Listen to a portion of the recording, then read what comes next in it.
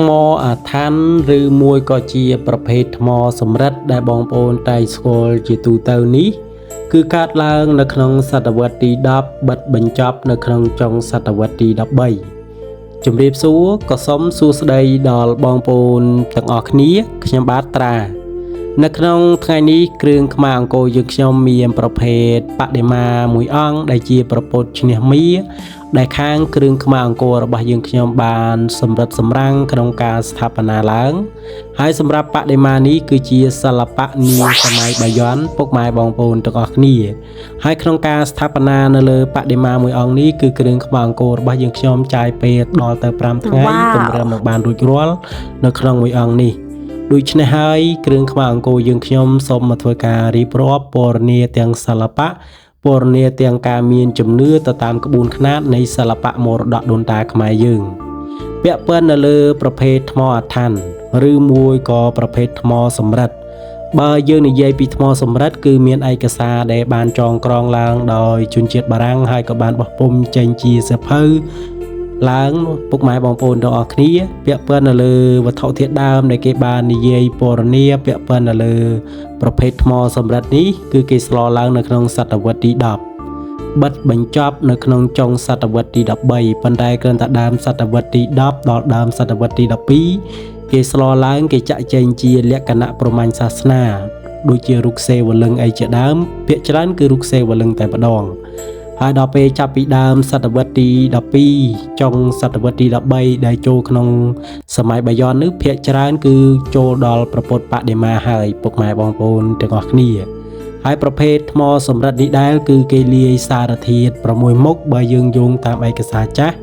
ទី1គឺសំរិទ្ធទី2គឺមាសរីឯទី3គឺប្រាក់ទី4លង្ហិនទី5ថ្មភក់ទី6ត្បូងជីលិនអានឹងយើងយកតាមឯកសារចាស់ដែលជាឯកសាររបស់បារាំងដែលបានចងក្រងឡើងហើយក៏បោះចេញជាសភៅបកប្រែដល់ទៅ4ភាសានៅលើបដិមាតែមួយដែលមានភាសាជប៉ុនភាសាបារាំងភាសាអង់គ្លេសហើយនិងភាសាដើមភាសាខ្មែរយើងនឹងឯងពុកម៉ែបងប្អូនទាំងអស់គ្នានេះជា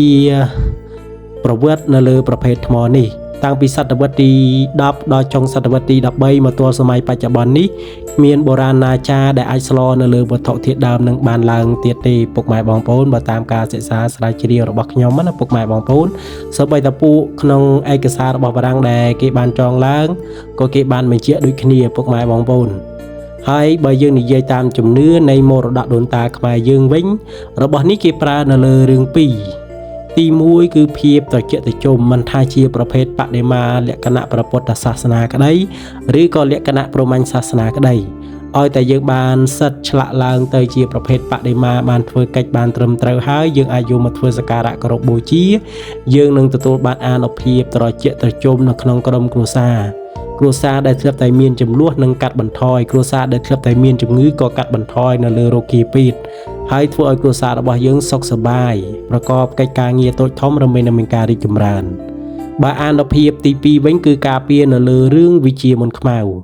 មិនថាអំពើស្នេហ៍អាបធ្មប់ព្រៃបិសាចអមនុស្សបៀតបៀនអសូរកាយបន្លំខ្លួនចង់មានចេតនាប៉ុនប៉ងយាយីនៅលើក្រុមគ្រួសាររបស់យើងក៏ទៅអត់រួចដែរដោយសារអានុភាពនៅលើវត្ថុហ្នឹងដែលគេស្លឡើងគេមិនមែនស្លត្រឹមតែវត្ថុលាយចូលគ្នានាសម័យនោះទេគឺការប្រើទៅដោយអាគមគាថាក្នុងការបញ្ចុះលេខយន្តអក្ខរដាក់នៅលើវត្ថុហ្នឹងថែមទៀតនៅពុកបែបបងប្អូននេះគឺជាក្បួនរបស់ដូនតាខ្មែរយើងដែលបានចងឡើងហើយក៏បានឧទ្ទិសឡើងសម្រាប់វត្ថុមួយហ្នឹងណាពុកម៉ែបងប្អូនទាំងអស់គ្នាហើយអ្វីដែលពិសេសដែលគ្រឿងខ្មាអង្គររកបាននេះគ្រាន់តែជាបំណែក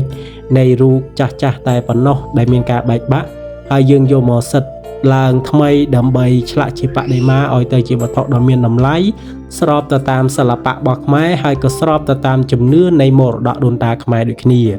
ដូច្នេះហើយសម្រាប់បងប្អូនដែលមានឧបនិស្ស័យនៅលើប្រភេទបដិមាដែលយើងកំពុងតែដាក់បង្ហាញនេះក៏អាចធ្វើការទំនាក់ទំនងមកកាន់គ្រឿងខ្មាអង្គរ